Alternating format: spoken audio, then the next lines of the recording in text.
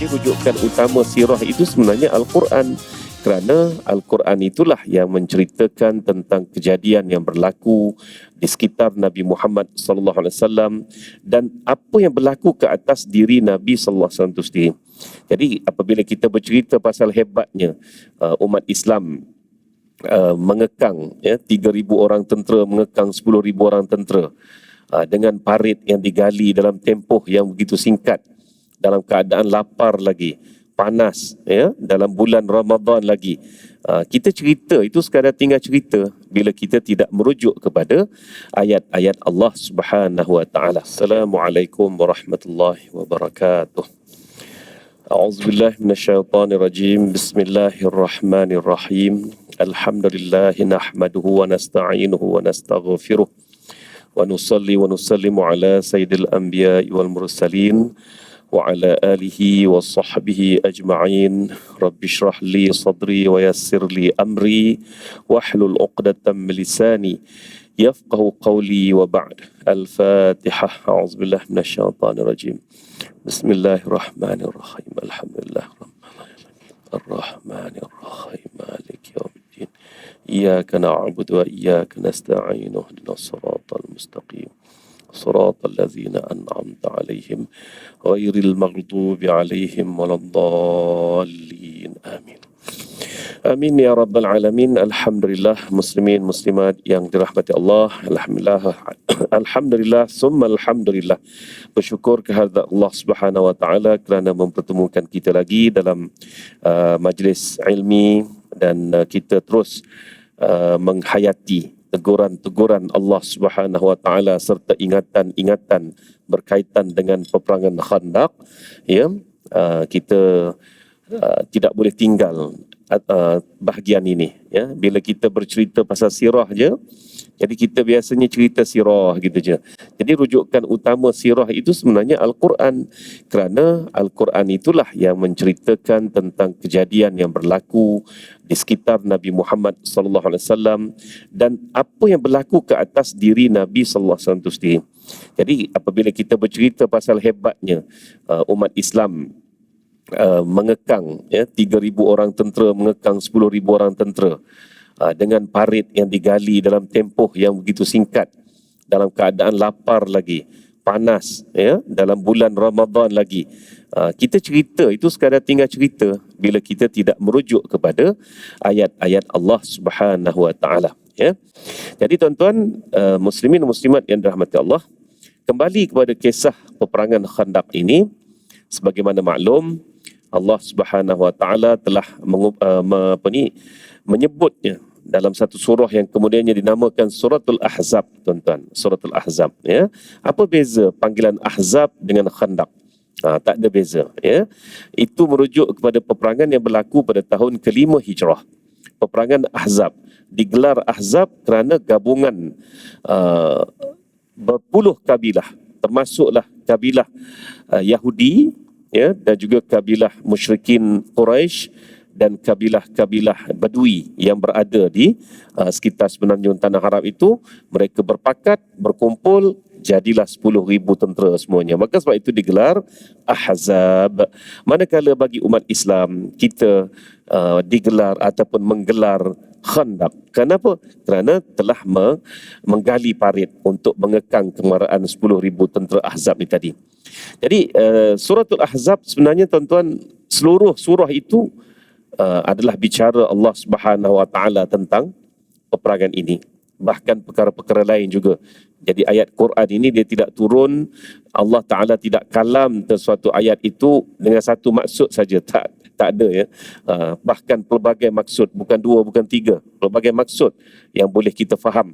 Sebab itulah penting bila kita belajar ilmu ulumul Quran, dia gabung segala ilmu yang ada tentang Al-Quran. Tentang kaedah baca dan sebagainya pun ada rahsia di dalam itu. Jadi sekarang ini kita fokus kepada ayat 10 hinggalah ayat 22 Suratul Ahzab untuk melihat bagaimana teguran-teguran Allah Subhanahu wa taala kepada umat Islam dalam peperangan itu. Dalam pertemuan yang lalu kita dah baca ayat 10, 11 dan juga 12, Dan nyata dan 13 kita baca sampai 13 hari tu ya, ada tanda sikit. Dan ternyata dalam peperangan Ahzab ini ataupun peperangan Khandaq ini adanya watak munafik, tuan-tuan ya. Jadi ayat ke-12 dan ayat ke-13 dengan jelas menyebut kata-kata orang munafik ini tadi, ataupun kita kata adu domba orang munafik ini. A'udzubillahi minasyaitonirrajim. Wa idz yaqulul munafiquna walladzina fi qulubihim marad. Ya, saya sengaja berhenti setakat tu. Tuan-tuan, berhenti setakat tu. Sebab apa? Ya, apa maksud dia? Apa maksud dia? Ayat ke-12 ini. Dan ingatlah ketika mereka, iaitu golongan munafik itu, dan golongan munafik itu yang dalam hati mereka marad, ada sakit. Jadi orang munafik ini sebenarnya punca dia apa? Punca dia sakit dalam hati mereka ya. Wa idz yaqulul munafiquna walladzina fi qulubihim marad.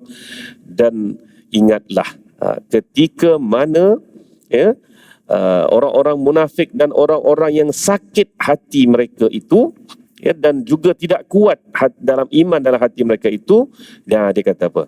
Dia kata ma wa'adanallahu wa rasuluhu illa ghurura. Bila melihat mula-mula sekali dia dah mengacum, dia dah mengadu domba orang-orang Islam ni supaya jangan keluar, jangan berperang ya, ikut Nabi Muhammad sallallahu alaihi wasallam. Dia main sentimen kebangsaan ya, kekabilahan. Maksud kebangsaan tu apa? Nabi ni kan orang Mekah kan, hijrah mari ke Yasrib ini, ya, hijrah mari ke Yasrib ini buat apa? Tiba-tiba menyusahkan kita pula. Dia orang tu, yang musuh-musuh tu semua tu datang nak menyerang Muhammad tu je, bukan nak bergaduh dengan kita pun. Yang kita pergi susah-susah berperang dengan dia untuk dia tu untuk apa? Itulah maksudnya orang-orang munafik ni tadi. Tapi umat Islam tak peduli kata-kata mereka tu. Dia tak peduli kata-kata mereka itu, dan mereka telah bersama-sama Rasulullah SAW menggali parit. Gali parit, tuan-tuan. Dah selesai parit, datanglah orang-orang Quraisy dan juga Ahzab ni tadi. Bila tengok orang Ahzab datang 3 kali ganda, maka itulah yang mereka pun sebenarnya orang munafik ni. Mereka bukan sahaja anti Rasulullah sallallahu alaihi wasallam, bahkan anti Allah tu sendiri. Tengoklah ayat tu. Dia kata apa? Ma wa'adanallahu wa rasuluhu illa ghurura. Tidak adalah ya, apa yang ada, tidak ada pada janji-janji Allah dan Rasulnya itu melainkan perkara yang memperdayakan saja. Nak merugikan kita je, nak menghelahkan kita saja. Sampai tahap tu orang munafik ni kata, tuan-tuan ya, dan orang-orang yang sakit hati ini kata, ya, dan mereka berkata apa? Mereka sebenarnya dalam ayat ayat ketiga, dalam ayat yang disebut dengan jelas berkenaan dengan ahla Yasrib. Ya, kenapa tu? Kalau tuan-tuan perasan betul-betul ya, dalam ayat-ayat yang sebelumnya dia menyebut berkenaan dengan ahla Yasrib, wahai orang-orang Yasrib. Sedangkan Nabi SAW telah menukar Yasrib itu daripada nama Yasrib kepada nama Madinatul Munawwarah. Kalau sebut Yasrib pada masa itu, dia punya label dia, brand dia, tak ada benda lain. Wabak, penyakit, kawasan orang tak pergi sangatlah, kawasan orang ulu, orang bercucuk tanam begitu je. Hidup mereka ni tak adalah macam orang Arab Mekah. Orang Arab Mekah ni businessman. Ya, orang Arab Mekah ni sudah mahir menggunakan istilah ilaf. Kan? Tuan-tuan jumpa kat mana istilah ilaf ni? Kan? Dalam surah apa? Surah Quraisy. Nama surah pun surah Quraisy kan? Li'ila fi Quraisyin ila fihim rihlatash shita'i was-saif. Apa maksud ilaf ni, tuan-tuan? Ya? Apa maksud ilaf? Ilaf juga berbawa maksud dokumen. Ya, dokumen, cek. Dah ada istilah pada masa tu, resit, surat perjanjian. Pada zaman itu khususnya surat perjanjian lah. Ya. Tiba-tiba bila tengok orang Yasrib ini, tuan-tuan, mereka ini bercucuk tanam, nak berniaga tak erti. Orang Yasrib ini Nak meniaga semasa Nabi sebelum hijrah pun tak boleh nak meniaga. Sebab apa? Sebab kita dah bilang jumlah tempoh tempoh keberadaan Yahudi di Madinah lebih kurang 100 tahun sebelum Nabi hijrah. Itulah kemasukan Yahudi ke Madinah, ke Yathrib, ya. Dan dalam tempoh itu juga Aus dan Khazraj ini bergaduh tak berhenti-henti dalam tempoh 1 abad. 1 abad berapa keturunan? 4 keturunan, 5 keturunan, 5 kot, kan? Orang Arab dia umur 20 tu dah kahwin dah. 5 keturunan duk bergaduh je kerjanya. Sampai satu tahap nak meniaga pun tak reti, tuan-tuan. Nak berjual beli pun tak boleh. Sebab apa? Sebab orang-orang Yahudi ni dia dah cengkam kehidupan orang-orang Aus dan Khazraj ni. Kamu bergaduh je kerja kamu. Dia tak usah fikir benda lain. Jadi di Bani Quraizah ada pasar. Di Bani Qainuqa ada pasar. Di Bani Nadir ada pasar. Aus dan Khazraj tak ada apa. La syai', ma fi syai', kan? Tak ada apa. Sehinggalah bila Nabi hijrah, tuan-tuan, ini bahayanya bila kita ni hidup dalam kongkongan fikiran, tak boleh nak buka sikit. Ini bahaya dia, tuan-tuan, ya. Jadi buka sikit minda, maka itu tetap menjadi hak kita untuk hidup dengan aman damai bersama. Islam tidak mengajar cara komunis, sosialis, kan? Komunis, sosialis itu bukan ajaran Islam. Mereka kata Islam sebenarnya duk kejar apa yang sosialis buat itulah, iaitu kesamarataan hak. Dia kata, kan, sosialis dah buat macam tu. Tengok dulu, kan, masa mula-mula Rusia berubah dari kingdom kepada republik, ya. Baju pun sama, Cina pun sama. Kan, Cina CHINA, tu dia. Sama juga. Semua pakai baju kain macam jubah saya ni, warna biru pun lebih kurang ni juga. Butang dia tu butang besi. Pakai topi. Semua kena macam tu. Kan? Sebab apa? Kesamarataan hak. Milik-milik swasta peribadi semua dijadikan milik negara. Semua kena hidup sama, naik basikal belaka. Ya. Vietnam pun sama, pernah buat gitu juga, tuan-tuan. Jadi inilah dia kata kesamarataan hak. Tuan-tuan jangan terperangkap. Islam tidak memperjuangkan kesamarataan hak macam tu, bukan. Islam, siapa nak kaya, nak kerja kuat, nak kumpul harta banyak, sila. Siapa malas, sila juga. Tak apalah, bersila je lah. Kadang malas, kan. Tetapi ingat, ada hak-hak yang perlu dilunaskan, iaitu hak basic hidup. Hak basic hidup itu diterjemahkan melalui zakat, diterjemahkan melalui wakaf, melalui infak. Kan? Jadi ingatan-ingatan begitu. Bukan kata paksa, rompak habis, tarik harta orang kaya, semua kena hidup sama saja. Tak, besar salah macam tu. Jadi sebab itulah, tuan-tuan, sebenarnya idea komunisme itu pun daripada Yahudi sebenarnya. Bukannya daripada Yahudi itu sendiri. Das Kapital tu, kan, kitab suci orang-orang komunis itu tadi. Siapa yang karang? Karl Marx, kan. Karl Marx tu siapa? Yahudi. Bahkan Yahudi dia ada satu yayasan, dia hidup secara yayasan, iaitu kibus. Tuan-tuan cari dalam internet kibus, apa dia kibus, ya. Jadi saya tak nak panjang benda tu lah, ya. Jadi Yahudi ni dia tahu dia cengkam orang je. Masalahnya dia bukan untuk kesamatan hak yang semua tu juga. Toke-toke dia, pemimpin-pemimpin dia yang kaya-kaya tetap kaya.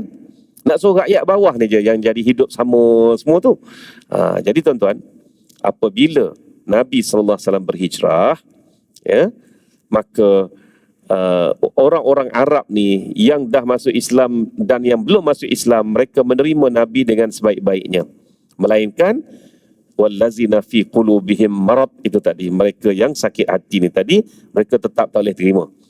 Apakah aduan mereka kepada Nabi sallallahu alaihi wasallam? Aduan mereka, ya Rasulullah, ya, kami ni nak meniaga memang tak boleh. Nak membeli belah pun ada dia punya sekatan. Jadi kalau orang Arab ni masuk je pasar Yahudi, benda sepatut 1 dirham jadi 10 dirham, 20 dirham. Dia dah lanyak dah kat situ. Nak berniaga, oh sorry tak boleh buka niaga. Nabi kata apa? Ini kisah-kisah mula hijrah ni tuan-tuan ya. Nabi bagaimana Nabi susun balik Madinatul Munawwarah ni. Ini kita nak cerita sebab apa? Sebab orang-orang munafik ini mereka menyeru kepada umat Islam dan juga orang-orang Arab keseluruhan yang bersama-sama Rasulullah tu, dia guna ya ahla Yathrib. Tuan-tuan, ya ahla Yathrib. Kenapa? Sebab tanda mereka tak terima, tak iktiraf Madinatul Munawwarah. Itu yang saya cerita balik pasal pasar ni, pasal kehidupan mereka. Betapa mereka ni tidak berterima kasih pun kepada Nabi SAW yang menyusun kehidupan mereka dan membebaskan mereka daripada cengkaman Yahudi itu tadi. Jadi tuan-tuan, Nabi kata tunjukkan aku di mana pasar mereka. Nabi pergi buat lawatan ke pasar Bani Quraizah. Tengok, oh ini pasar Bani Quraizah. Pergi pula ke pasar Bani Qainuqa. Tengok, oh ini pasar Qainuqa. Pergilah sekali ke pasar Bani Nadir. Tengok pasar Bani Nadir. Balik daripada lawatan sambil belajar itu, tuan-tuan, Nabi isytihar apa? Kita buat pasar sendiri. Tuan-tuan, kita buat pasar sendiri. Lalu terbinalah pasar Aus dan Khazraj, Ansar dan Muhajirin ini buat kali pertama dalam tempoh 1 abad, tuan-tuan. Cuba tuan-tuan fikir. Ya? Mereka selama 100 tahun sebelum Nabi hadir tu, tak pernah kata fikir, dah kau tak bagi berniaga dekat pasar kau, aku buat pasar aku sendiri. Tak pernah terfikir. Macam mana nak terfikir? Sebab Yahudi ni awal-awal lagi dia sudah tabur 2 peluru. Pelurunya bernama Al-Jaw', lapar, dan Al-Khawf, takut. Bila lapar dan takut menguasai diri, ya, macam orang takut hantu lah. Orang takut hantu. Cuba tanya kat sini. Kan? Cuba tanya kat sini. Siapa yang pernah tengok hantu? Tak pernah. Termasuk saya pun tak pernah. Tapi kan, kalau kena sergah, kan? Kalau kita duduk sorang-sorang contohnya, kalau orang sergah, terkejut tuan-tuan. Dan terkejut kat situ tu, dia ada dah meremang bulu tengkuk tu. Kan? Menandakan pengaruh hantu tu ada dalam diri kita. Tapi kita tak pernah tengok hantu. Inilah Al-Khawf namanya. Ketakutan, penyakit yang tak ada ubatnya, melainkan membebaskan diri daripada ketakutan dan juga kelaparan ini. Ketakutan bebas melalui akidah, ya, dan kelaparan bebas melalui usaha yang Nabi buat, bina pasar sendiri. Jadi bila bina pasar sendiri, rupa-rupanya orang Arab ni pandai sangat yang berniaga, khasnya orang-orang Muhajirin, orang-orang Mekah ni. Jadi Yahudi rasa terancam, tuan-tuan. Jadi begitulah, ya, air. Masalah air. Ni mula-mula Nabi sallallahu alaihi wasallam berhijrah, air cukup mahal. Ya, dia tak guna meter padu kot, dia guna timba padu, tuan-tuan, kan. 1 timba, 2 timba, cukup mahal air ni tadi. Nabi sallallahu alaihi wasallam tengok mana sumber air yang paling besar, iaitu daripada Telaga Aris. Ya, daripada Telaga Aris. Daripada Telaga Aris tu pula, tuan-tuan, bayangkan Nabi sallallahu alaihi wasallam berseru, beri semangat, beri galakkan.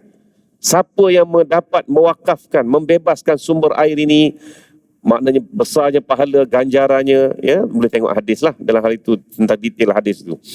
Cukup dengan semangat itu saja. Tengok-tengok esok air sudah rendah. Ya, dah jadi rendah. Tuan masih sama, tapi kadar air jadi rendah, teramat rendah. Lusa percuma, tuan-tuan. Dan tulat, ya, kan, percuma sampailah ke akhir hayat, sampailah kepada Telaga Aris itu ditimbus ataupun tertimbus, tuan-tuan. Kan? Dengan adanya sumber air yang bebas itu, kehidupan mula cergas, mula segar dan sebagainya. Tanaman-tanaman mula menghijau subur, ternakan pun membiak dengan sebaik-baiknya sebab ada sumber air. Sebelum Nabi hijrah, tak ada orang pun berani nak membeli Telaga Aris itu tadi dan mewakafkan. Dan yang menariknya, yang membeli dan mewakafkan telaga Iris itu tak lain tak bukan ialah menantu Rasulullah sallallahu alaihi wasallam sendiri, tuan-tuan, ya. Ini kroni juga namanya, ya kan? Kroni mengejar ganjaran Allah Subhanahu wa taala, bukan kroni mengejar projek, kan? Tak adalah habis isytihar kita buat peruntukan untuk menggali beberapa buah telaga. Kontrak akan dikeluarkan. Siapa nak ambil kontrak ni? Kan? Telaga paling besar 10,000 dinar contohnya. Tak ada, bukan begitu, tuan-tuan.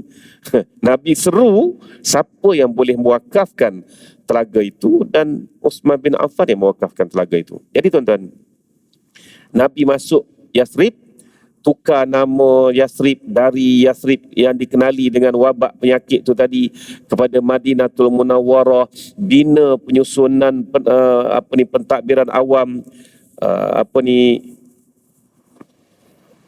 susun pentadbiran awam pada masa itu, adanya Baitul Mal.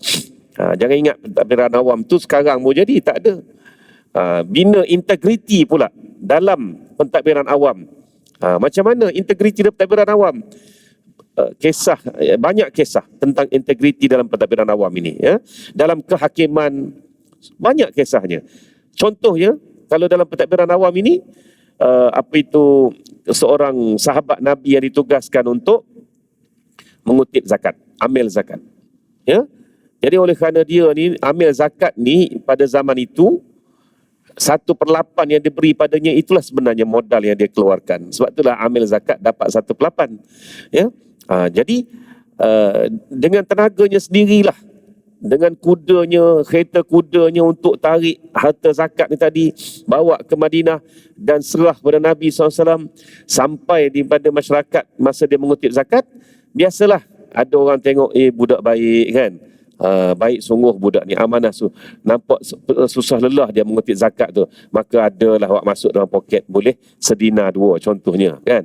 Kalau tak sedina 2 pun sedirham 2, ya. Balik beri zakat tu kepada Nabi, dia tak senyap dalam poket ni, dia cerita juga ke Nabi SAW bahawa ada orang hadiah kat dia, kan. Dah namanya hadiah, duduk diam-diam sudahlah. Tak, itu bukan integriti sebenarnya. Jadi dia cerita pula ke Nabi. Nabi tanya balik dia, kalaulah yang dalam poket tu, ya, kalaulah kamu ni bernama anak mak kamu, duduk di rumah mak kamu, kan, tidak bekerja sebagai amil zakat ini, dapat tak yang dalam poket tu? Nabi tanya dia, Nabi nak ajar, itulah integriti sebenarnya. Dah awal lagi, 1400 tahun dulu lagi dah bincang, kan. Dia pun jawab dengan jujur, tak dapatlah Rasulullah. Kalau tak dapat, bermakna hak dalam poket tu kena bawa keluar, campur dengan zakat ini sekali, tunggu bahagian kamu 1/8, kok mana pun. Jadi itulah susunan negara Madinatul Munawwarah.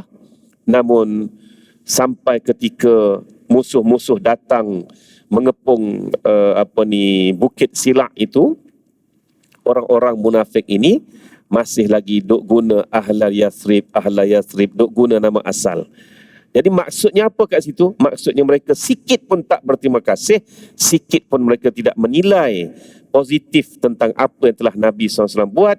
Dan kita dapat lihat juga orang macam ni sebenarnya tak lain tak bukan, dia ni tadi, ya, mengisytiharkan kontradik secara terbuka kepada Nabi SAW. Itu saja sebenarnya sakitnya. Sebab itulah saya tekankan kalimah wallazina fi qulubihim marad tu tadi, sakit. Ya, sakit apa?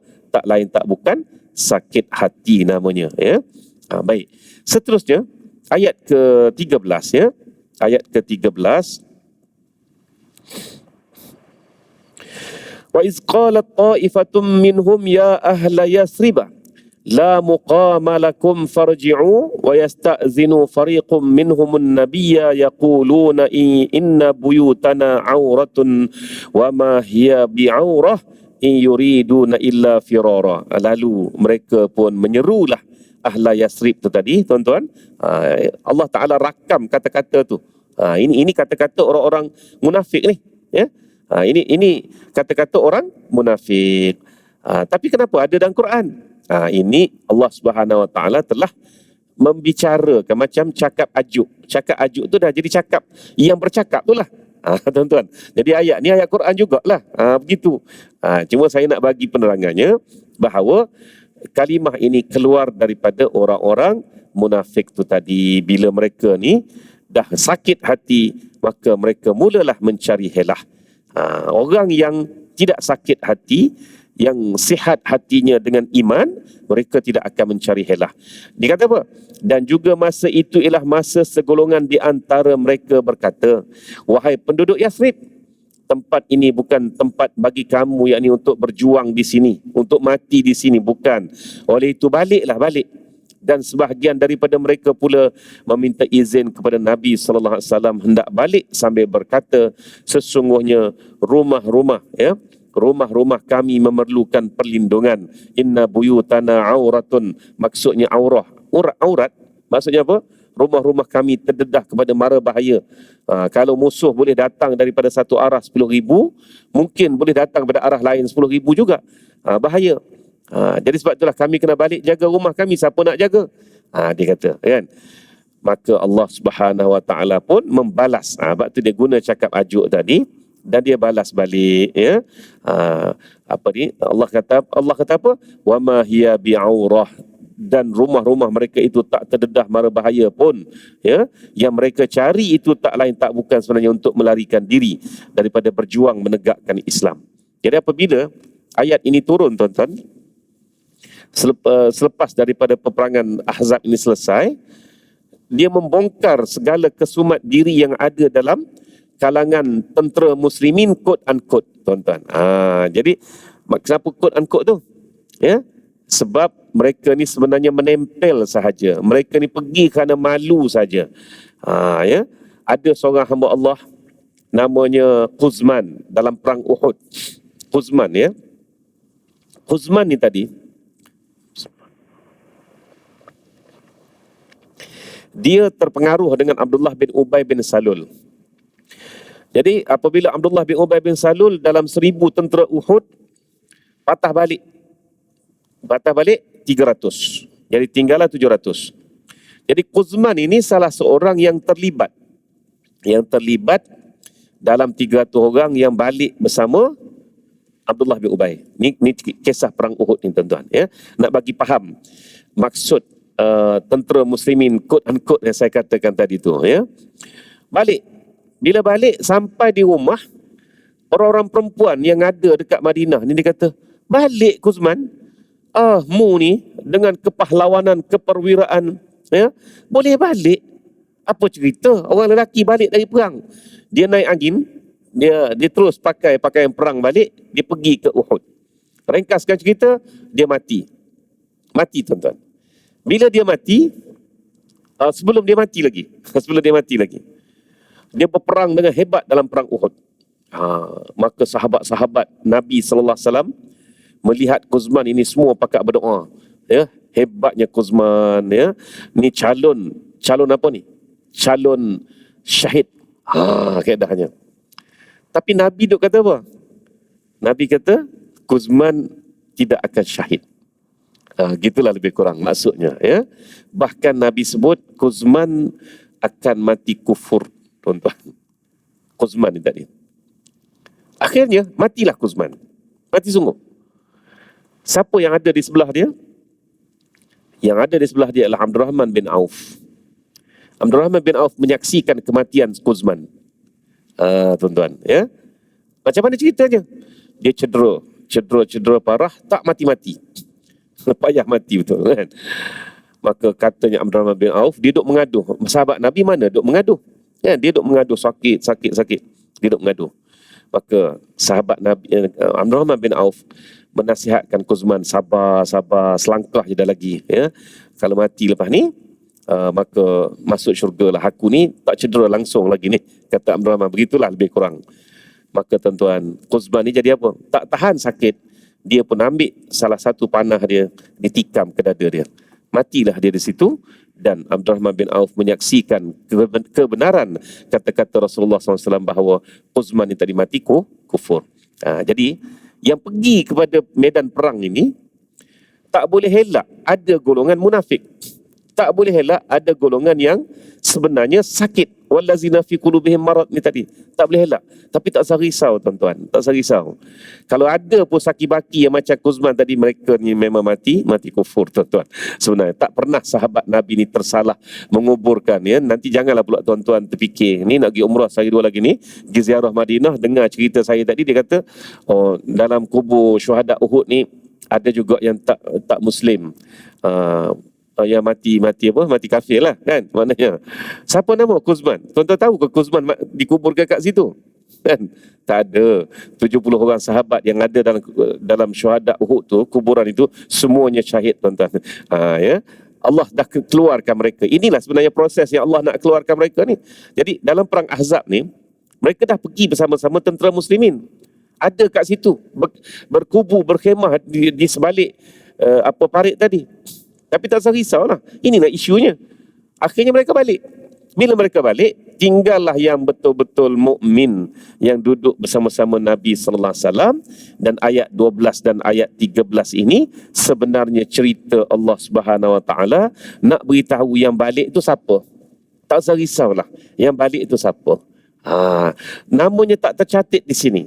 Tapi Allah Subhanahu wa taala beritahu ya, apa dia, wa ma hiya bi'aurah tadi, rumah mereka tidaklah terdedah dengan bahaya pun, in yuriduna illa firara ya, sesungguhnya padahal mereka itu bertujuan untuk melarikan diri dan daripada berjuang menegakkan Islam.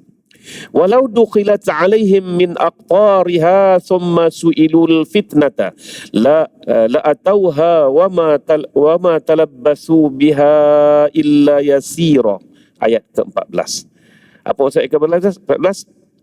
Dan kalaulah tempat-tempat kediaman mereka itu diserang oleh musuh dari segala penjurunya, kemudian mereka diajak berpaling tadah menentang Islam, sudah tentu mereka akan melakukannya, dan mereka tidak bertangguh lagi tentang itu melainkan sebentar sahaja ataupun tempoh yang singkat.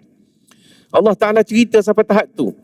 Hak geng-geng balik ni, yang konon nak jaga rumah ni, kalaulah misal kata balik-balik, tengok-tengok rumah mereka betul dikepung oleh musuh seramai tentera Ahzab ini dari penjuru rumah mereka, maka sudah tentu mereka ini akan berpaling tadah menentang Islam. Sudah tentu mereka akan melakukannya, dan mereka juga tidak akan ambil tempoh yang lama ya, untuk berfikir meninggalkan Islam.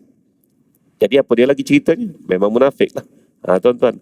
Jadi bila baca ayat ni tuan-tuan, bila terima ayat ini, sahabat-sahabat yang duduk bersama Nabi di perang Khandaq ini, mereka sikit pun tak rasa galat. Mereka sikit pun tak rasa sakit hati sebenarnya. Walaupun asalnya 3,000 lebih katakan, tinggal yang betul-betul pure ni 3,000, kita jangan rasa macam maknanya mula-mula sekali tu, kenapalah mereka balik? Kenapa? Tak payah tanya kenapa mereka balik. Allah dah beri jawapan. Jadi umat Islam yang ada bersama-sama Nabi pada masa itu lebih teguh jiwa mereka. Kenapa? Sebab mereka tahu yang tinggal ini adalah golongan yang diredai dan juga diperakui imannya oleh Allah Ta'ala. Sebab itulah tuan-tuan, ayat yang menggelarkan para sahabat ini dengan radhiyallahu anhu ni, dia tak turun di Mekah ya? Dia tak turun di Mekah, dia tak turun awal hijrah, dia turun akhir-akhir dah tuan-tuan. Radhiyallahu anhum wa radu an, itu akhir-akhir dah tuan-tuan. Maksudnya apa? Sahabat-sahabat ini mendapat gelaran radhiyallahu anhu. Abu Hurairah radhiyallahu anhu, Abu Bakar As-Siddiq radhiyallahu anhu, Umar radhiyallahu anhu ya, dan semua sahabatlah, mereka dapat gelaran radhiyallahu anhu ini lewat dah. Menandakan apa? Mereka dah diuji. Begitu sekali tuan-tuan. Dan selepas diuji itu, maka layaklah mereka mendapat redha Allah. Maka kita pun sunat untuk menyebut setiap sahabat itu dengan nama radhiyallahu, dengan gelaran radhiyallahu anhu. Itu doa tuan-tuan ya, itu doa. Jadi jangan kedekut kita mendoakan kepada para sahabat radhiyallahu anhu, dan kita juga insya-Allah akan mendapat balasan doa itu tadi. Sekurang-kurang dapat pahala. Baik. Ayat ke-15 tuan-tuan. Walaqad kanu ahadullaha min qablu la yuwalluna al-adbar wa kana ahdullahi mas'ula. Ya? Maksudnya apa? Padahal sesungguhnya Mereka telah pun mengikat janji dengan Allah sebelum itu, iaitu mereka tidak akan berpaling undur daripada medan perang yang mana yang mereka hadiri. Dan ingatlah, janji setia dengan Allah itu akan ditanya kelak tentang penyempurnaannya. Jadi ayat ke-15 ni tuan-tuan, katalah kita semua ini adalah tentera-tentera Khandaq yang ditinggalkan oleh sahabat-sahabat kita yang balik ni tadi. Bukan sahabat Rasulullah, sahabat kita. Kan? Cuba bayangkan bila baca ayat 15 ni tadi tuan-tuan. Bila baca ayat 15 ini, kita semua pasti tenang. Sebab apa? Sebab Allah Ta'ala dah berjanji dah. Mereka tu sanggup, ya, asalnya bersumpah setia untuk bersama-sama mempertahankan Islam, walaupun dalam hati mereka tak ikhlas, tak apa, mulut mereka telah melafazkannya dengan jujur, ya, dengan nampaknya seperti jujur, tapi mereka tinggal. Maka ingatlah, apa janji dengan Allah Ta'ala tadi pasti akan ditanya kelak di pengakhiran kelak. Jadi katalah kita ni sahabat-sahabat Rasulullah SAW yang ada di situ. Apa perasaan kita? Perasaan kita apa? Alhamdulillah, lepas satu taklif, lepas satu tanggungjawab.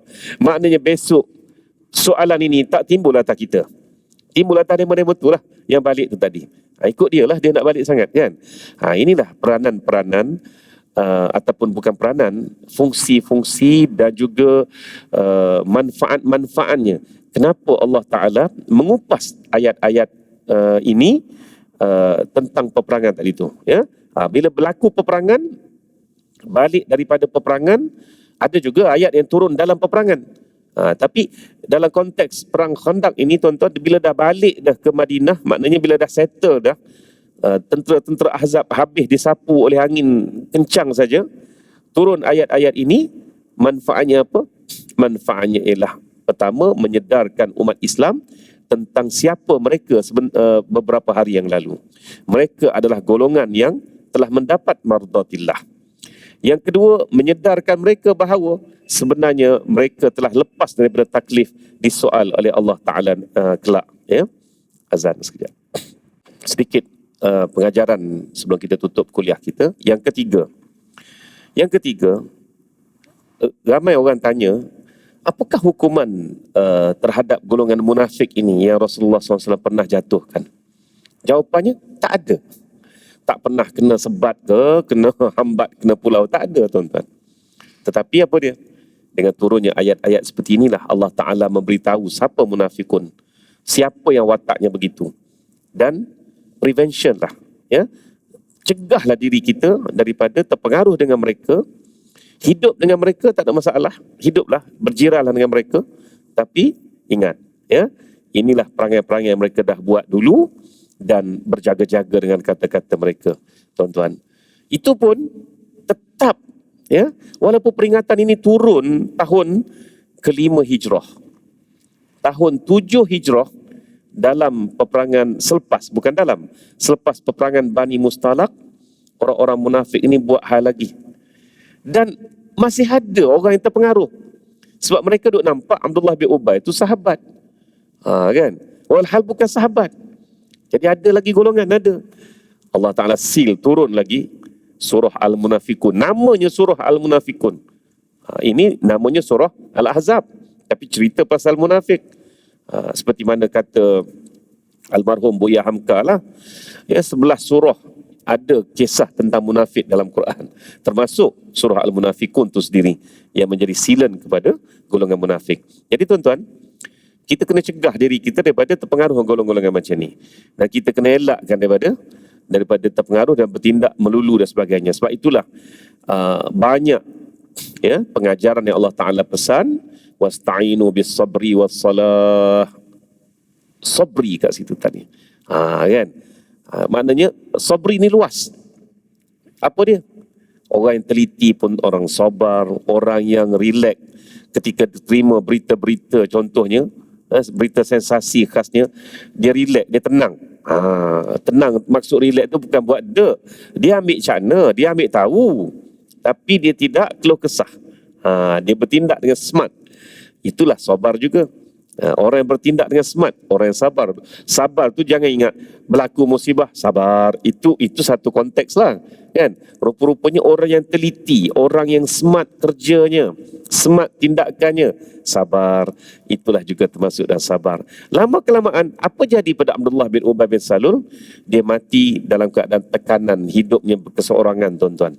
Inilah balasan pada orang yang telah melakukan khianat kepada Rasulullah SAW. Rasulullah tak pernah hukum dia, tak pernah herdik pun dia, tak pernah. Bahkan ketika Umar minta nak, bukan Umar, anak dia sendiri, Abdullah bin Ubay bin Salul, minta nak bunuh ayah dia.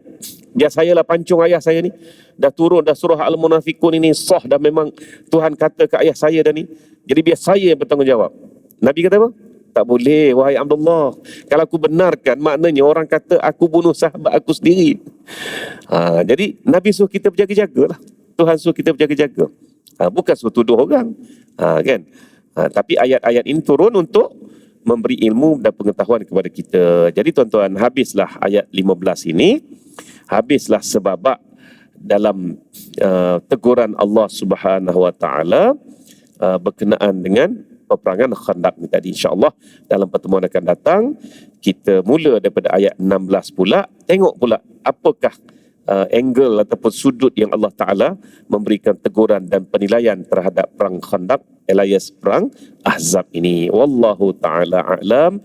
Kita tangguhkan majlis kita dengan tasbih kafarah dan juga suratul Subhanakallahumma wa bihamdika asyhadu an la ilaha illa anta. Bismillahirrahmanirrahim. Wal 'asri innal insana lafi khusr illa alladhina amanu wa 'amilus solihati wa tawassaw bil haqqi wa tawassaw bis sabr. Shadaqallahul azim.